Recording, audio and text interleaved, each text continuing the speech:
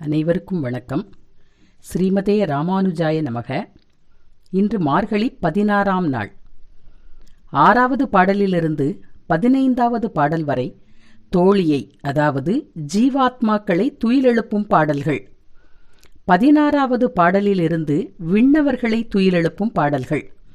16ஆம் பாடலிலிருந்து கண்ணனை அடைவதற்கு யாரிடமெல்லாம் அனுமதி கேட்க வேண்டுமோ அவர்களிடமெல்லாம் ஆண்டாள் அனுமதி கேட்கின்றாள். கண்ணன் இருக்கின்ற கோவிலில் வாயில் காப்போர்களாகிய துவார பாலகர்களை துயிலெழுப்பி கண்ணனை காண அனுமதி கேட்கிறாள் ஆண்டாள் இந்த பாடலில். 16ஆம் பாடல், நாயகனாய் நின்ற நந்தகோபனுடைய கோயில் காப்பானே, கொடிதோன்றும் தோரண வாயில் காப்போனே, மணிக்கதவம் தாழ்த்திரவாய், ஆயர் சிறுமிய ரோமுக்கு அரைபறை மாயன் மணிவண்ணன் நின்னலே வாய்நேர்ந்தான், தூயோமாய் வந்தோம் துயிலழப் பாடுவான், வாயால் முன்ன முன்னம் மாற்றாதே அம்மா நீ, நேய நிலைக்கதவம் நீக்கேலோர் எம்பாவாய். எங்களுடைய தலைவனாக இருக்கின்ற நந்தகோபனின் திருமாளிகையை பாதுகாக்கும் காவலனே, கொடித்தோரணம் கட்டப்பட்ட வாசல் காவலர்களாகிய ஜெய விஜயர்களே, துவாரபாலகர்களே, ஆயர்குல சிறுமியரான எங்களுக்காக இந்த மாளிகை மாணிக்க கதவை திறப்பாயாக. மாயச் செயல்கள் செய்பவனும் கரிய நிறத்தவனுமாகிய கண்ணன் எங்களுக்கு பறை, அதாவது முக்தி உஜ்ஜீவனம் தருவதாக அன்றே சொல்லியிருக்கின்றான். அதை பெற்றுக்கொள்வதற்காக நாங்கள் நீராடி வந்திருக்கின்றோம், முடியாது என்று சொல்லிவிடாதே, மூடியுள்ள கதவுகளை எங்களுக்காக திறப்பாயாக என்கிறாள் ஆண்டாள். ஏதாவது ஒரு செயல் வெற்றி பெற வேண்டுமானால் அந்த செயலை வெற்றி பெற செய்பவரிடம் செல்ல வேண்டும்.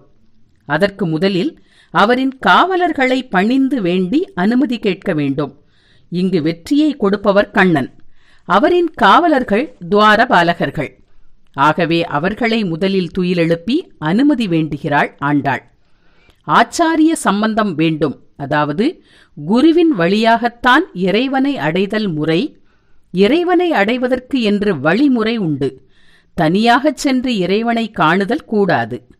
தன்னோடு 10 பேரையாவது அழைத்து கொண்டு செல்ல வேண்டும். அதனால்தான் தன்னோடு கூடவே தோழிமார்களை அழைத்துச் சென்றாள் ஆண்டாள். அடுத்து குருவின் வழியாகத்தான் இறைவனை அடைய வேண்டும்.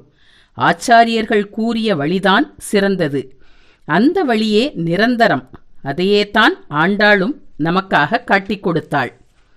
இந்த 16ஆம் பாடலின் உள்ளார்த்தமாக ஆண்டாள் நமது ஜகத்திற்கு ஆச்சாரியரான ராமானுஜரை பற்றி நினைவு கூறுகிறாள். காரே கருணை ராமானுஜர் என்னும் குருவை பற்றினால் இறைவன் கிட்டுவார். ராமானுஜராகிய புரட்சிவாதி நமது சனாதன தர்மம் வளர வேறாக இருந்தவர். அவரை ஆண்டாள் இந்த பாடலில் சிந்திப்பது சிறப்பு. மீண்டும் நாளை 17ஆம் பாடலில் சந்திப்போம். ஆண்டாள் திருவடிகளே சரணம்.